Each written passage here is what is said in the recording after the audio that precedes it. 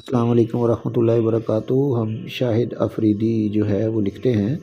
तो इसमें हमने सीन के शोशे बनाए और गुलाई बना के अलिफ बनाएंगे। अलिफ सीधा राइट एंगल पे बनाते हुए हम इसकी जो है वो ऊपर नोक बनाएंगे और नोक से ही शोशे बनाए जाते हैं। नुक्ते लगाने के बाद ये नुक्ते लगा रहे हैं हम, तो नुक्ते लगाने के बाद हा बनाएंगे। हा बनाने के लिए हमें इसको मीम दाल मद जिस तरह होती है उस तरह से लिखेंगे।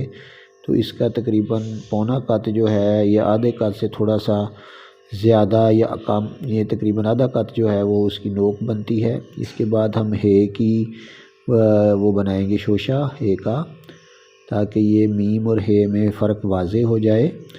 और इसके बाद अलिफ़ लिखेंगे जिस तरह के आम तौर पे हमने अलिफ़ लिखते हैं वो सीधा, और मद बनाएंगे। मद बनाने के लिए हमने जो है वो इस तरह से उसको कलम को उठाना होता है, फिर गिराना होता है, गुलाई में उठा के नीचे गिराना होता है। फिर फ़े का जब सर बनाया है तो फ़े का सर बनाते हुए इसको थोड़ा पीछे की तरफ हम गुलाई करेंगे।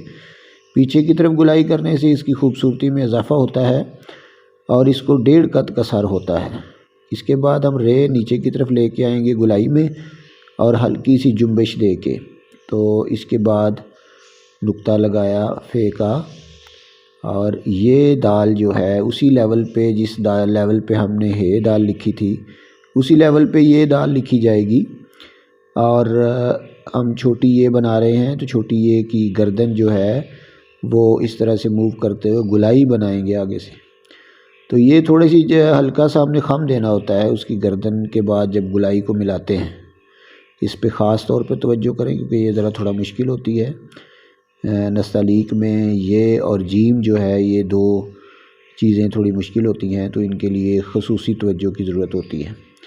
तो हम नुक्ते लगाएंगे। हम नुक्तों के लिए हमारे पास जहाँ स्पेस मौजूद है वहाँ पे नुक्ते लगाएंगे।